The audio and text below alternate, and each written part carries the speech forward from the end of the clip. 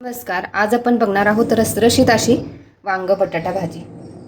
वांग बटाट्याची भाजी बनवण्यासाठी इथे मी एक बटाटा घेतला आणि 2 वांगी घेतल्यात. हे स्वच्छ धुवून घेतल्यात आणि बटाटासुद्धा मी एकदम असा स्वच्छ धुवून घेतला आहे.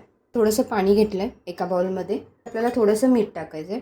याच्यामुळे काय होतं, वांगी जर आपण त्याच्यामध्ये चिरून टाकली तर ती काळी पडत नाही.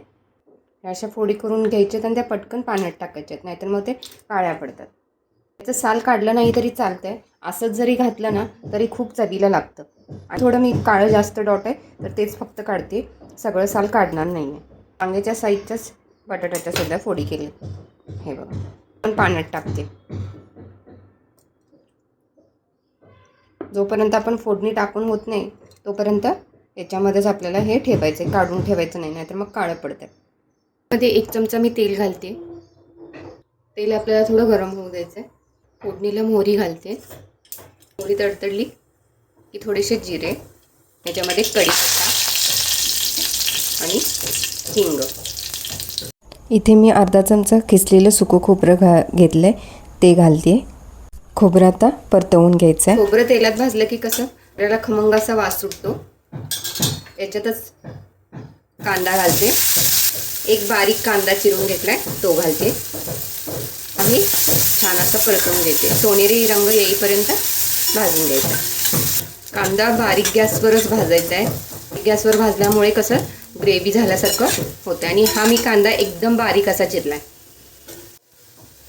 आता याच्यामध्ये अर्धा चमचा आलं लसूण पेस्ट, तेही परतून घ्यायचं.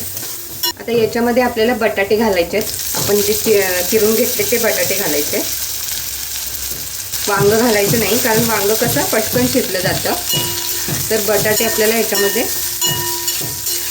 भाजून घ्यायचे, म्हणजे पटकन शिजले जातात. बटाटे परतून झाले की पाव चमचा हळद घालायचे. 1 चमचा कोल्हापुरी चटणी, तुमचा कोणताही साठवणीचा मसाला असेल तो घातला तरी चालेल. याच्यामध्ये दुसरे कोणतेही मसाले मी घालत नाही, फक्त चटणी घालते. हे परतून घ्यायचं. किती छान रंग आलाय बघा. थोडंसं झाकून एक वाफ देऊन घ्यायचे, म्हणजे बटाटे थोडे सॉफ्ट होतात. मध्ये मध्ये चेक करायचं आहे. पाणी घातलेलं नाही आहे त्यामुळं मसाला करपायला नको, म्हणून मध्ये मध्ये बघून चेक करायचं आहे. अर्धा मिनिट झाला आहे. मस्त असे थोडेसे बटाटे आपले भाजले गेलेत आणि थोडीशी वाफसुद्धा बसली आहे. म्हणजे हे कसं वांग्यासोबत शिजायला बरं पडतं, एकदमच दोन्ही शिजतं. आता याच्यामध्ये वांग्याच्या फोडी टाकायच्या आणि ह्याही परतून घ्यायचे.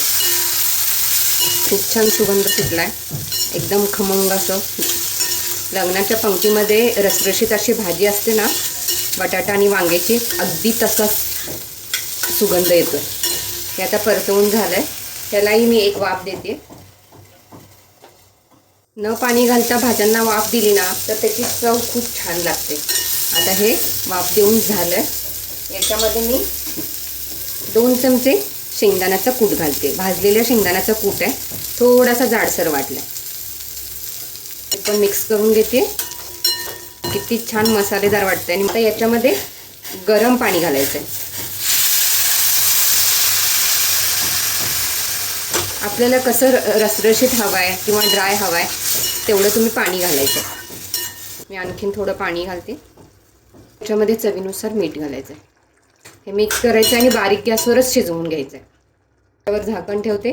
2 मिनिटात भाजी आपली शिजून तयार होते. जास्त वेळ लागत नाही. वांगंसुद्धा पटकन शिजतं आणि बटाटे आपण वाफ देऊन घेतले, परतून घेतले पहिलाच, त्यामुळं पटकन असं शिजतं. आता हे भाजी आता आपली शिजली आहे का बघूया.